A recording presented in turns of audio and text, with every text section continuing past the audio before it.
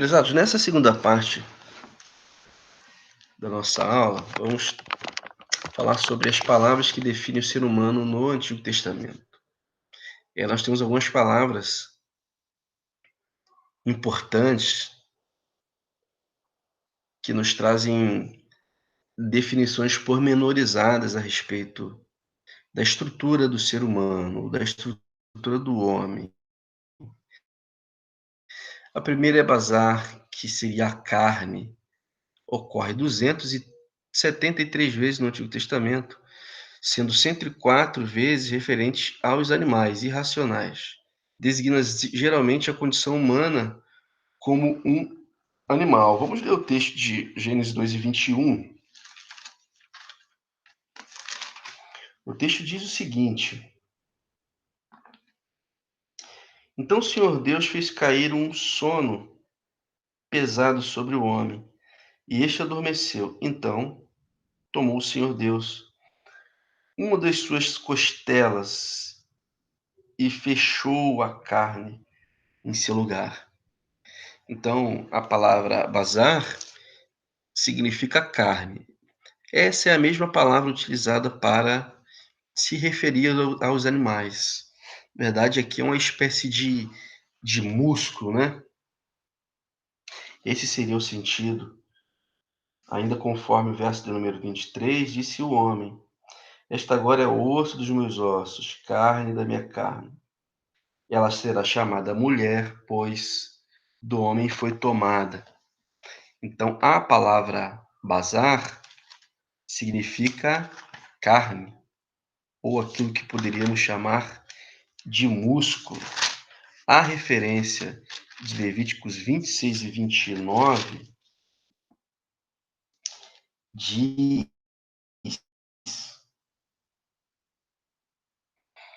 Comereis a carne dos vossos filhos e das vossas filhas. Bom, para não ficar fora de contexto, vou ler o texto anterior. Então eu vos serei contrário em furor e vos castigarei 7 vezes. 7 vezes mais por causa dos vossos pecados.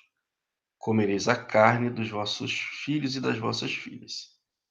Destruirei os vossos altares, ídolos, idólatras, desfarei os vossos altares de incenso, lançarei os vossos cadáveres, onde os cadáveres dos vossos deuses, e vos abominarei.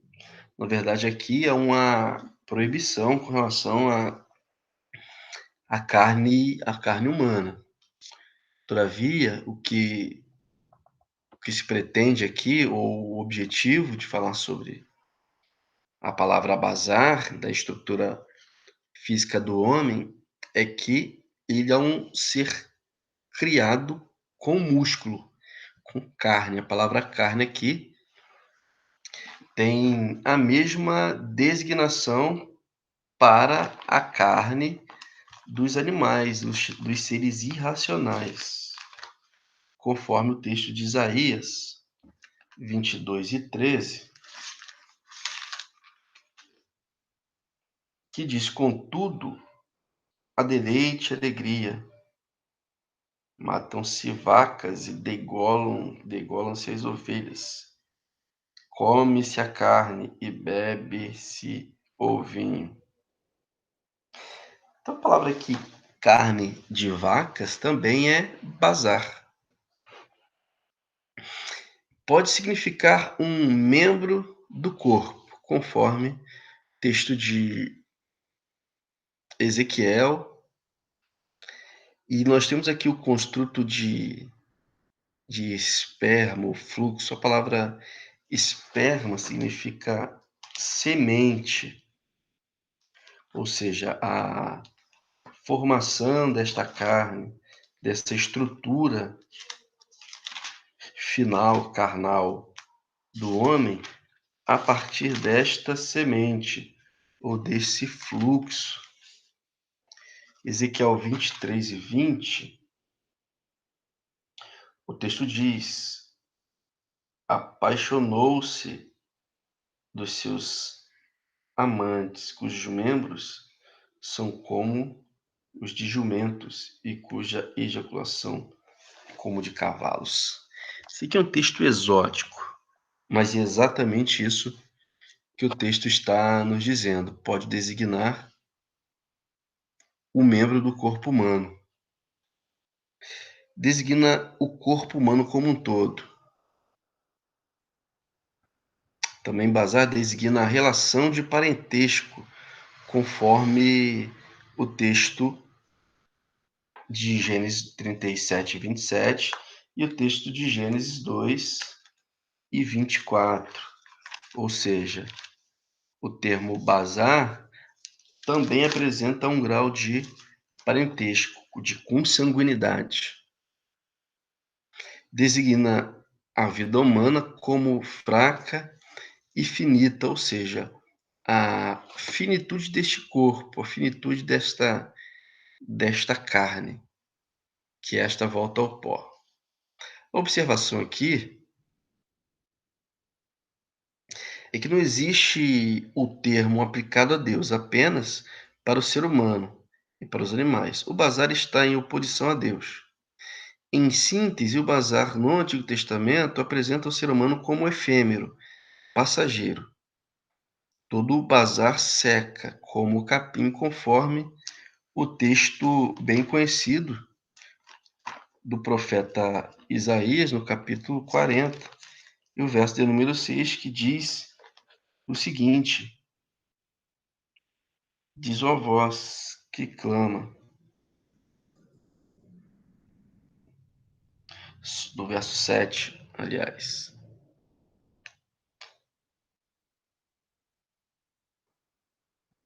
O verso 6 e o verso 7 diz: toda sua beleza como as flores do campo, seca-se a erva e cai as suas flores, soprando nelas o hálito do Senhor. Na verdade, o povo é erva. Segundo o profeta Isaías, cai a erva, seca-se a flor. Ou seja, o homem ele é passageiro, ele é efêmero, exatamente por conta da sua construção física carnal, ou seja, a palavra bazar, carne. Nós temos uma outra palavra que é o lev, que significa coração. Os termos juntos aparecem no Antigo Testamento 858 vezes. A tradução de leve por coração pode trazer a ideia de um povo de cultura latina no sentido de paixão, emoção, como se o coração fosse a sede dos sentimentos. Na interpretação de Wolff, a tradução de leve por coração, de forma indiferenciada, pode desencaminhar a compreensão atual de leve. Wolff começa perguntando que noções sobre o órgão corporal leve se encontram no Antigo Testamento. O termo básico é o de 1 Samuel, no capítulo 25, e o verso de número 37, o qual aponta leve para o interior do corpo, bérquibo, e não na cabeça. Então, nós temos, lógico, essas conotações quando se fala em coração, onde, num primeiro momento, o coração pode significar a alma, a psique, o entendimento. Ou pode-se entender o coração como a sede das emoções, segundo a definição aí, ou a primeira definição de Lev, que o Wolff ele faz um questionamento, ou ele faz uma breve ponderação de que comparação teria o órgão coração com a ideia, né, de coração, conforme leremos no capítulo de número 25, verso de número 37 do primeiro livro de Samuel. Então, pela manhã, estando Nabal já livre do vinho, sua mulher lhe deu a entender aquelas palavras e amorteceu nele o coração e ficou como pedra.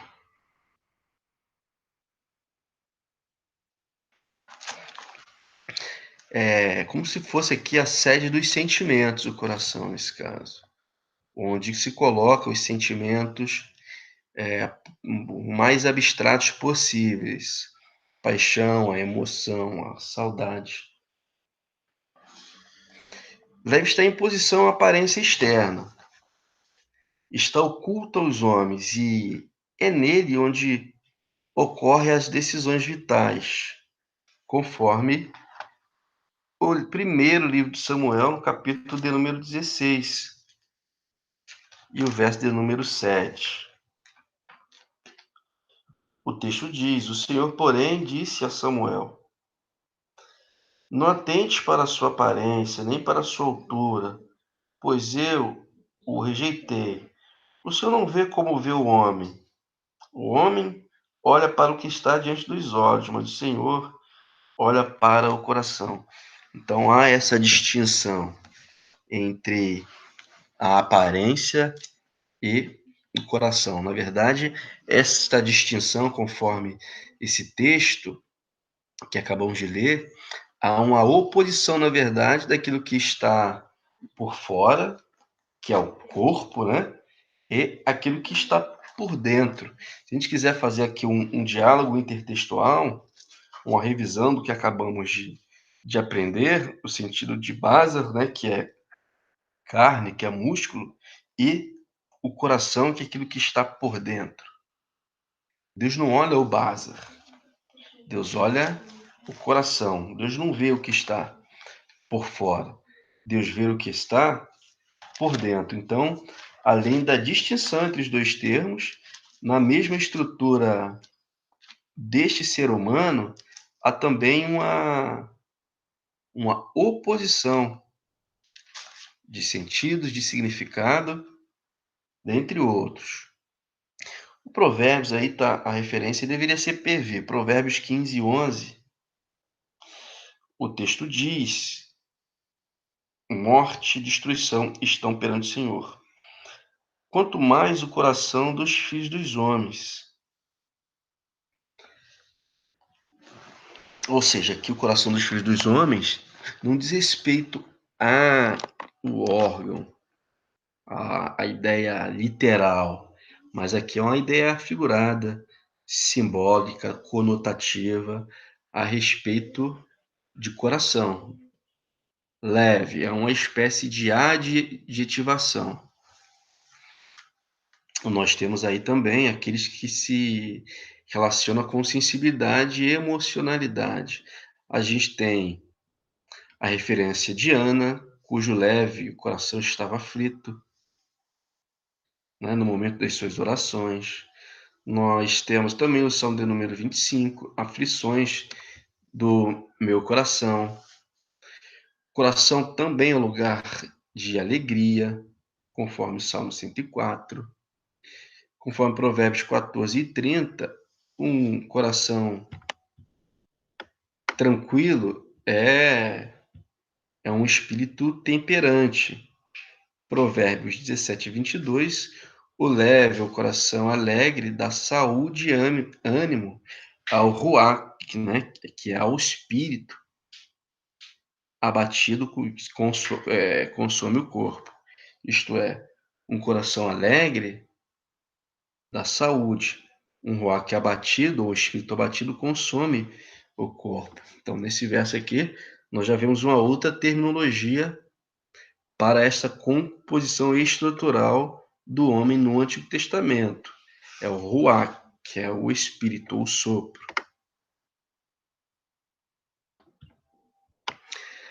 Aquelas funções intelectuais, ainda sob o leve, e racionais do homem, são funções que atribuímos à cabeça, ou mais exatamente ao cérebro, conforme o texto de 1 livro de Samuel 25 e 37, ainda sob referência a Nabal, aquele personagem bíblico do Antigo Testamento.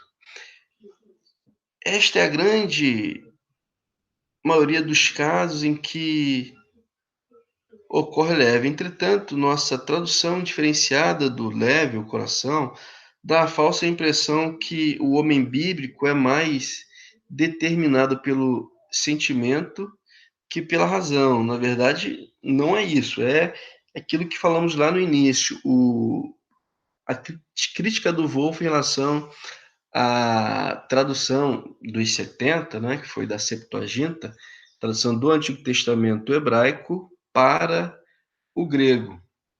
Ele diz que houve uma espécie de espiritualização ou helenização, a tradução a partir, lógico, do vocábulo daquele século, conforme se pensava naqueles dias.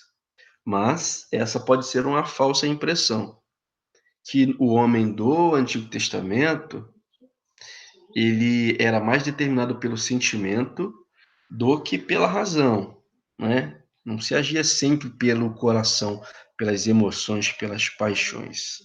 Mas a palavra traduzida aí, nesses eventos, é exatamente essa: leve, coração. Em Deuteronômios 29:4, o leve foi feito para entender.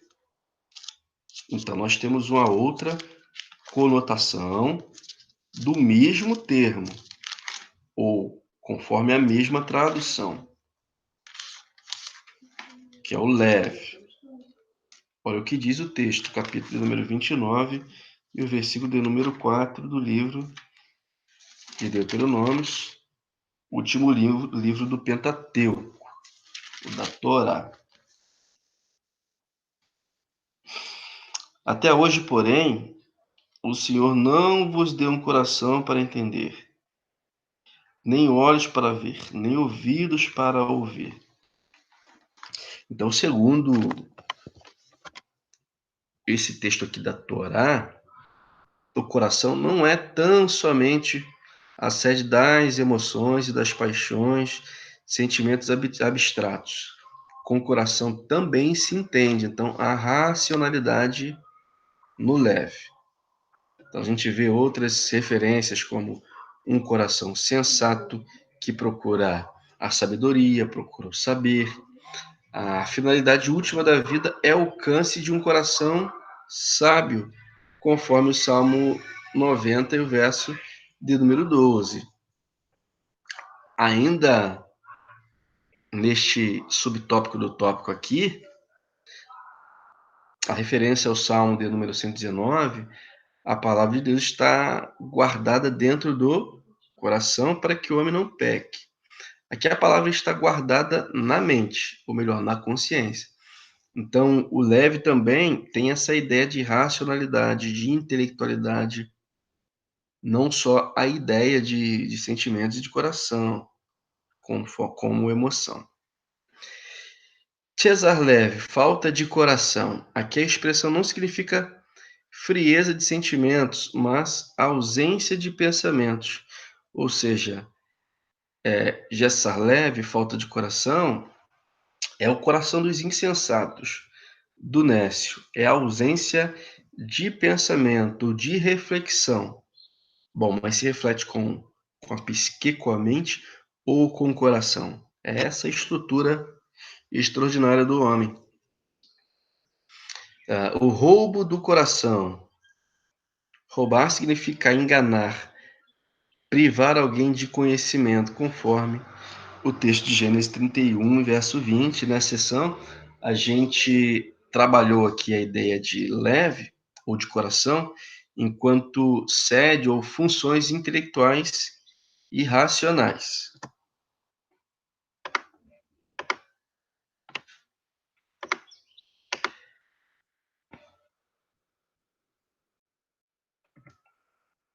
A gente encerra essa parte. Seguinte, nós vamos para a terceira parte dessa aula sobre a antropologia do Antigo Testamento.